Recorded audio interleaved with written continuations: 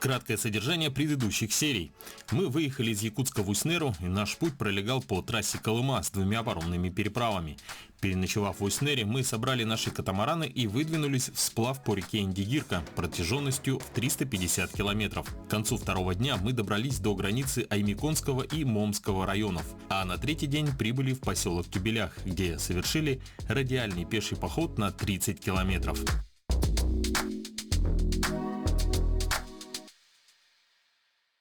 Село находится в северо-восточной части Якутии, на левом берегу реки Индигирки, на расстоянии примерно 118 километров по прямой к югу от села Хану, административного центра района, и на расстоянии 151 километр по реке или автозимнику от поселка Уснера. Основное транспортное сообщение происходит через Уснеру и Якутск, летом по Индигирке, не имеющей на этом участке порогов и заметных перекатов, а зимой по автозимнику.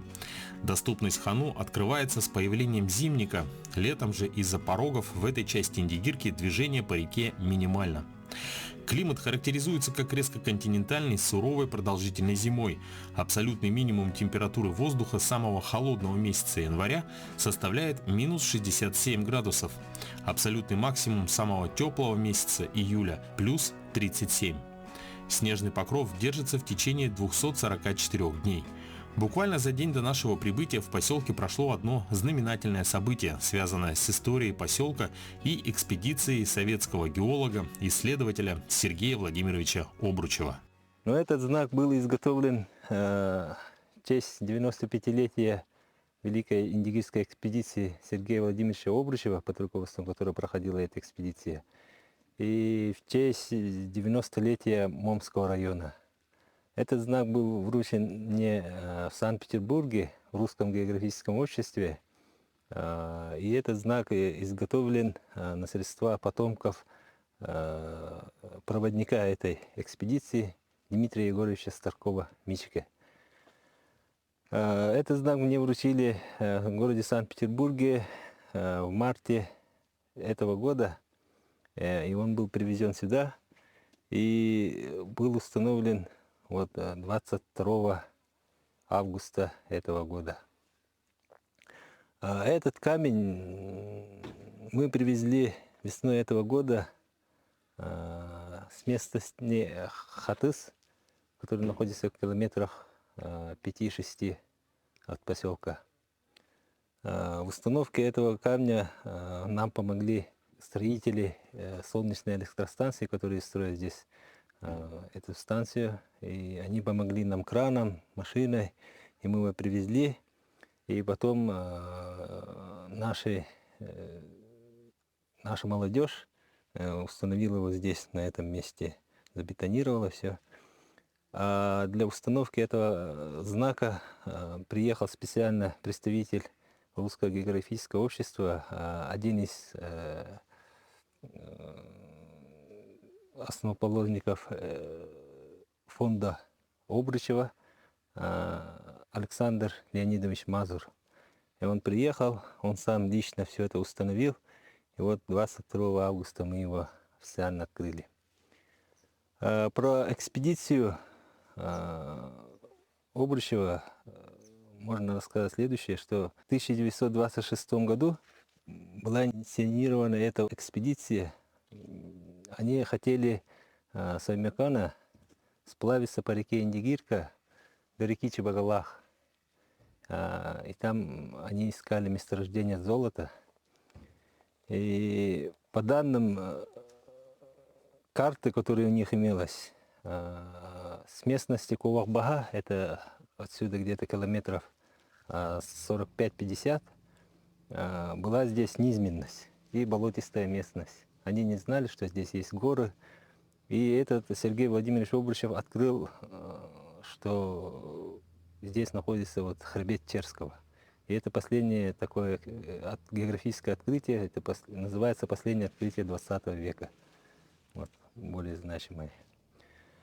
Сергей Владимирович Обручев сплавился по реке Индигирка, доплыл до местности Ан, который вы проплывете. И там он увидел, что невозможно сплавиться на лодке, которую они имели. Это деревянная лодочка такая. маленькая, по бокам для устойчивости привязали бревна и на нем спускались. Вот. Они, там он не смог спуститься и позже писал, что Индигирка — это самая мрачная и самая страшная река, в которой ему довелось побывать. И вот. Поэтому они обратно вернулись вот в местность Булях. Здесь вот несколько юрт было, несколько стойбищ. Здесь они все это обсудили, потом поехали через Ингели в обход там, на лошадях в реку Чебагалах. И там спустились. Ну, этот проводник, вот, Дмитрий Егорович Старков-Мичка, единственный, кто сплавлялся по реке Индигирка, плыл вверх на таких лодках до Имякона. И вот он сопровождал их в объезд этой трубы и до Чебагалаха. И они быстрее дошли за две недели до Чебагалаха.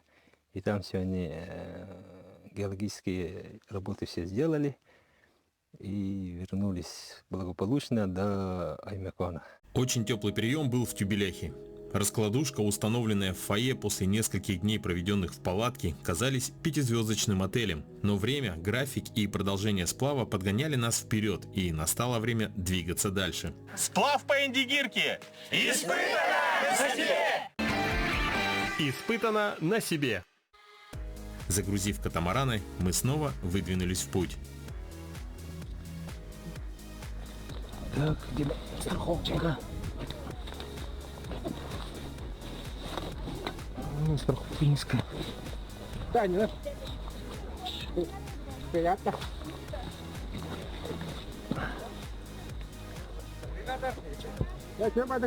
Точно. Спасибо. До свидания. Правый борт. Назад. Левый борт вперед. Правый борт вперед.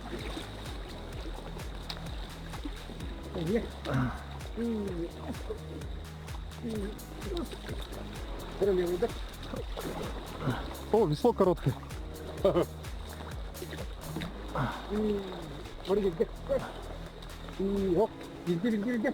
Прямо таки. Камень. Камень. Стой, камень здесь. Внизу.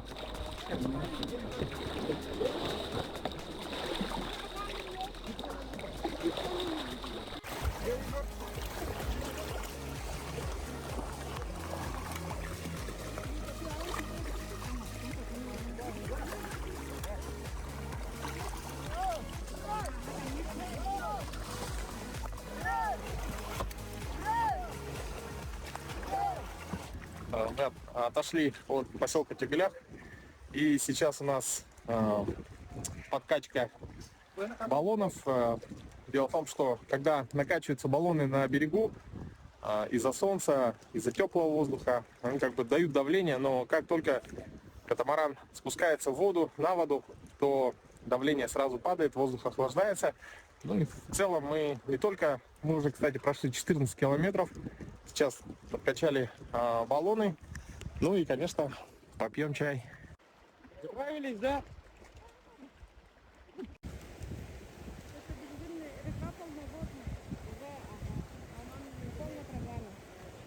Перекат парбой терминки, да? Сегодня у нас по плану дойти до, так сказать, войти в дверь местность Ан называется. С него начинаются пороги, перекаты, и здесь уже течение реки убыстряется. Плюс у нас вспомогательные моторы. Было моментами, что идем где-то около 19-20 км в час. Но в среднем скорость с мотором добавляется плюс 5 км в час. Так, по наблюдениям. Что как бы, так как у нас сплав очень продолжительный, 350 километров, поэтому с мотором, конечно, гораздо веселее. Вот, но все мы сидим в ожидании порогов. Сегодня более качественно, более крепко завязали багаж. все увязали, чтобы не двигалось ни вперед, ни назад, ни влево, ни вправо. Ну и в целом, думаю, у нас все получится. Вокруг нас очень красивые виды, горы. И иногда на вершинах гор появляются такие отроги скал. Смотрится это очень-очень красиво.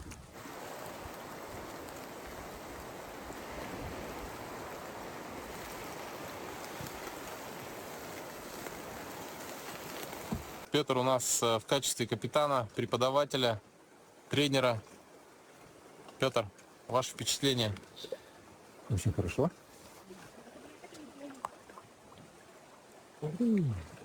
Жарко, да? Мы видели, что над горами был дождь. Надели дождевики, а дождя нет. Солнце палит. О, сейчас будет скачка. О, Все, правая сторона вперед. И раз. И раз. И раз. Левая. Выравниваем. Все вместе. И раз. И раз. Левая сторона. Постой. вообще на катамаране, получается, все участники сидят на своих сумках, на гермомешках. И здесь есть вот такой вот страховочный трос, который держит коленом, держит так вот. Он крепко завязан за раму катамарана. И, соответственно, если, чтобы не качало, то этой ногой можно немного себя подрегулировать, держать равновесие. Вот. Но я немножко, чуть-чуть еще подстраховался, поэтому, так как у меня сумка чуть выше, закрепил еще вот так, подкрепил карабином. А то иногда она слетает, и не зная этого, думая, что страховка на ноге, можно навернуться. Уважаемые друзья, справа от вас наблюдается ворота Виндигирский каньон, Чемалкинская труба. Сейчас один большой поворот, и перед нами откроется каньон. Так, ну что, друзья, у нас сейчас пойдет череда порогов. Чемалгинская труба начинается вот здесь. Как видите, идет сужение гор, узкое ущелье, и там большое течение реки.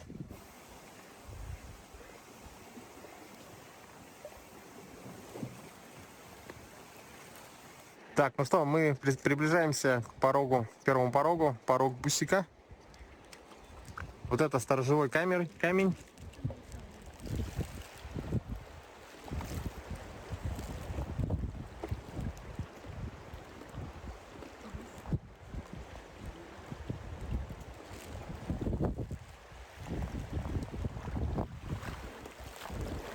Входим в пороги Бусика. Первый порог после ворот каньона. Вы приготовились?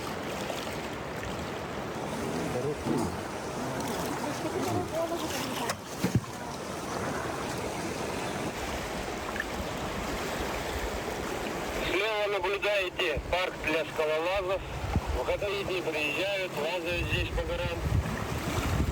Скалолазы экстремалы.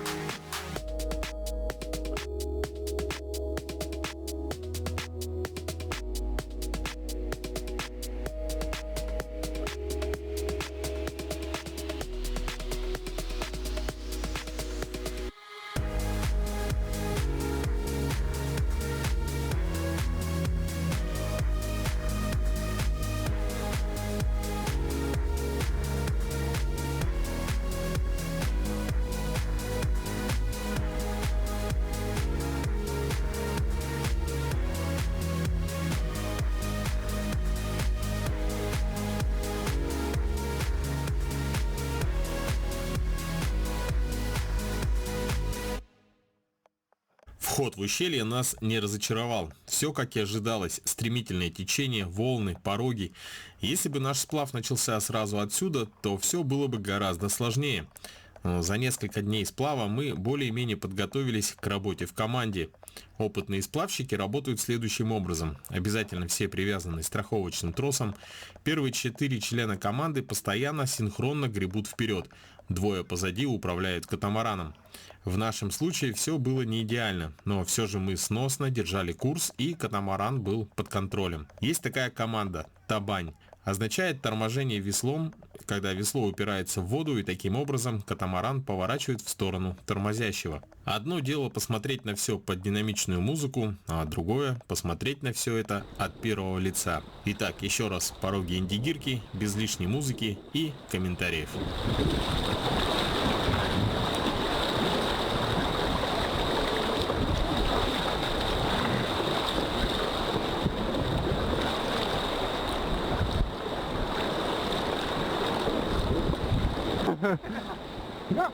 Нас сейчас боком поставит. Налево.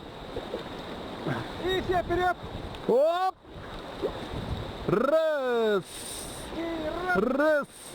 И раз. Оп! Держите, держите. Правее! Правее, правее!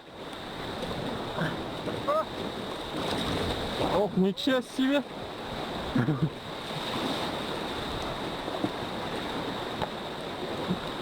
То, что ты хотел, Петя! Я тебя ненавижу!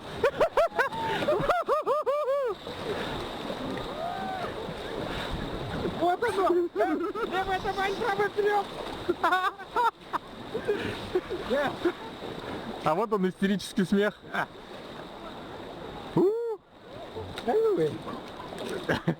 20 секунд страха.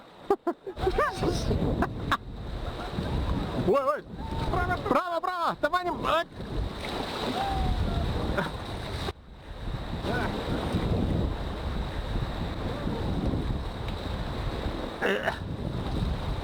Гребем, гребем. Все гребем, гребем. Постоянно гребем. Постоянно гребем. Мы рулим.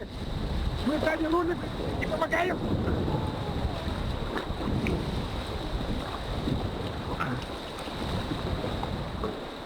Отлично, отлично.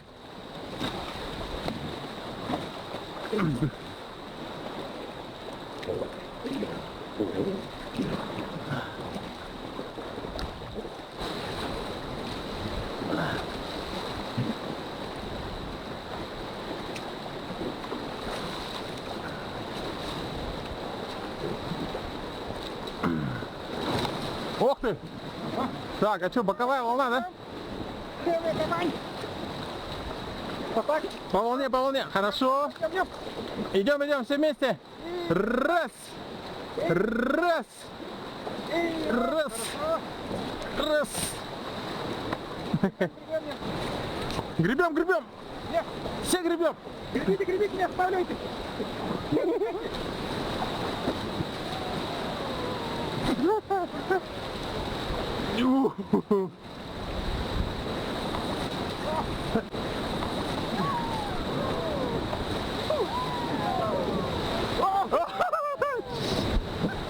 Так, идем.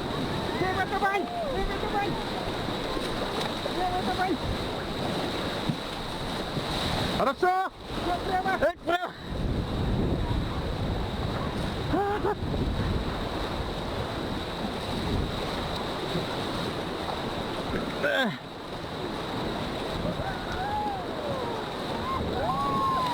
Во!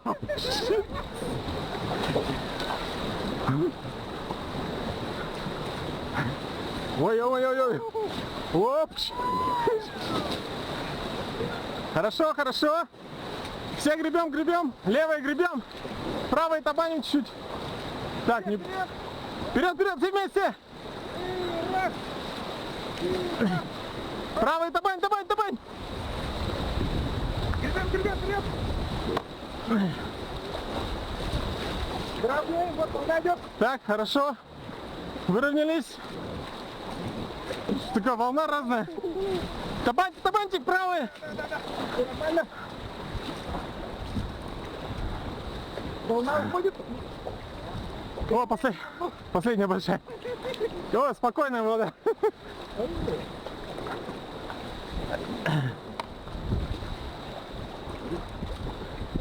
И главное, не уйдешь, да, с курса? Ой, что там впереди? Ну-ка. Так.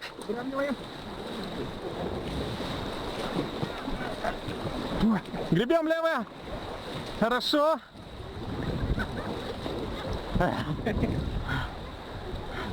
Так, здравствуйте, пирожки. Я что-то это или испугался, или ехал, вода попала. Надо поменять. Ну. Давай.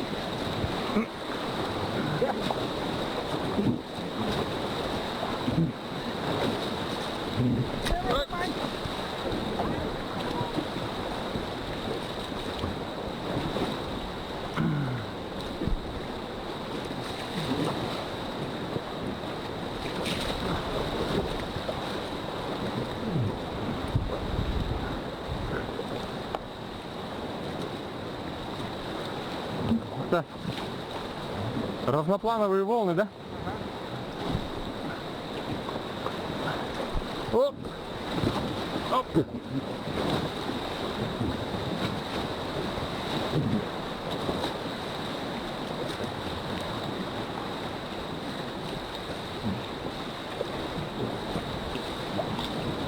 Управление катамараном в основном сводится к тому, чтобы не дать ему встать боком и быть захлестнутым волной. Нужно стараться все время резать волну, так как боковая устойчивость у катамарана хоть и есть, но из-за его ширины, чем выше становится боковой угол, тем выше становится центр тяжести. В общем и целом, минимум вас окатит волной, ну а максимум при большой волне или бочке катамаран может перевернуть. Сегодняшний день нас радует солнцем, но по дороге, по-моему, нас догоняет тучка. Вот, кажется, она дождевая.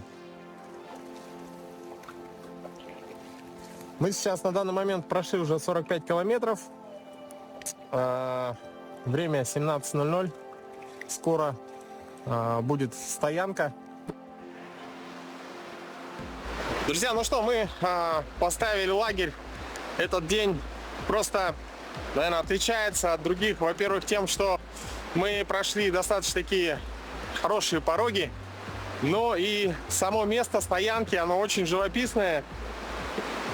Вы можете видеть, вот здесь идет река. И в западной стороне садится солнце. Очень красиво. Начал накрапывать еще дождик, и появилась не просто одна радуга, по-моему, даже их две. В общем, шикарные виды, просто непередаваемые ощущения.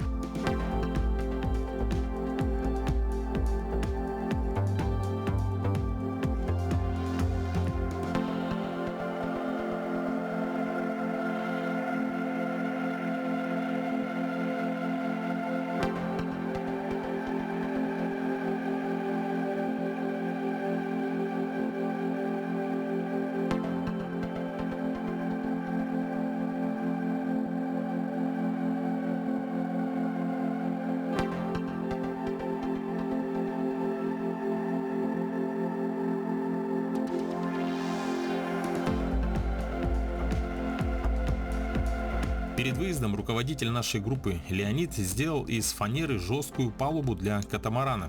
По умолчанию там просто натянута ПВХ ткань. Фанерная палуба себя хорошо показала. Во-первых, груза у нас было много, и он надежно держался на фанере. Во-вторых, на стоянках фанера служила нам и скамейками, и столом.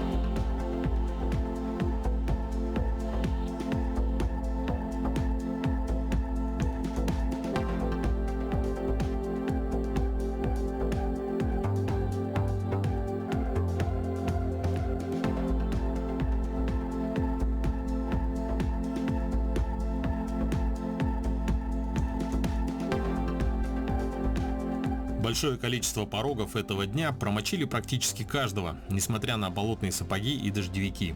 Именно поэтому у всех участников было по 2 комплекта одежды. Вообще, если позволяет место в багаже, то чем больше будет сменной одежды на сплаве, тем лучше. Особенно это касается прохладных месяцев.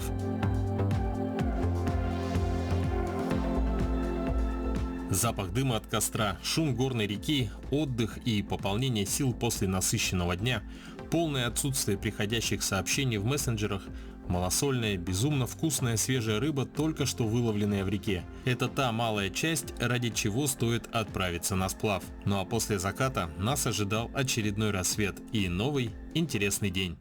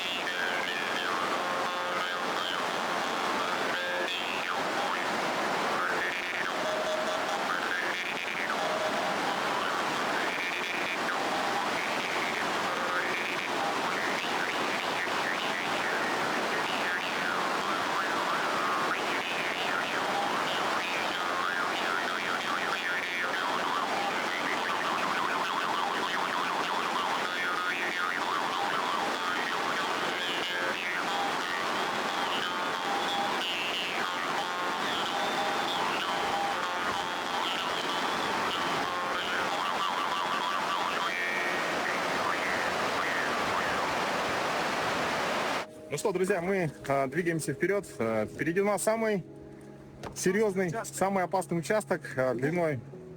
Кривун. Кривун. Называется Кривун. Нам сегодня нужно пройти 30 километров. 30 километров до следующей базы.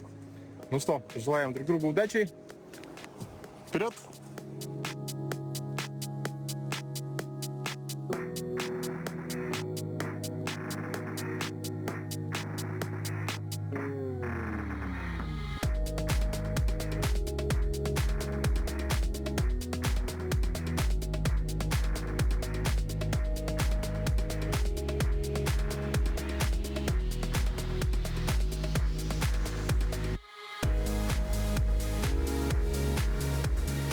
Друзья, ну что, наступает кульминация нашей поездки, нашего сплава по реке Индигирка. Впереди виднеется Кривун. Это самые опасные пороги на реке. И река делает очень резкий поворот. И даже отсюда, с этого расстояния, видно, что очень много пены. Это значит, что пороги мощные. Достаточно такая страшная картина. Прямо волнение пробирает. Но если на предыдущих порогах мы для того, чтобы набрать опыт, старались иногда идти прямо в самые волны, то это, наверное, даже не волны, я бы сказал, это бочки. Бочки очень опасные и серьезные. Поэтому сейчас пролетели коптером, посмотрели, и оптимальная часть маршрута у нас должна пройти по правой, ближе к правому берегу, по самой дальней траектории.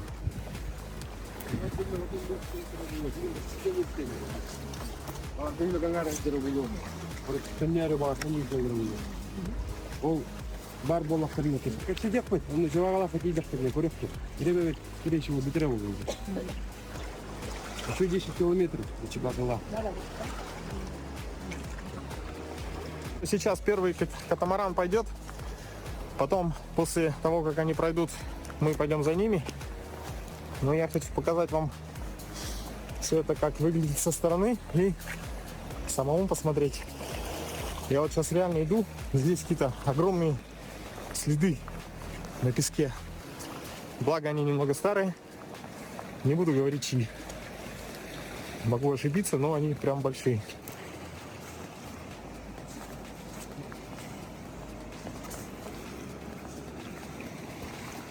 В целом, предыдущие пороги показали то, что при возникновении боковой блуждающей волны катамаран захлестывает водой, и если ты находишься в нем, даже несмотря на болотные сапоги и на дождевик, спасательный жилет, все равно вода проникает и одежда становится мокрой.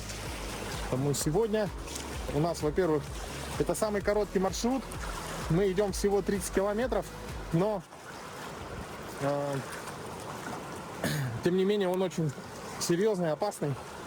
Поэтому было предложено всем одеться как бы так полегче, чтобы потом меньше вещей сушить.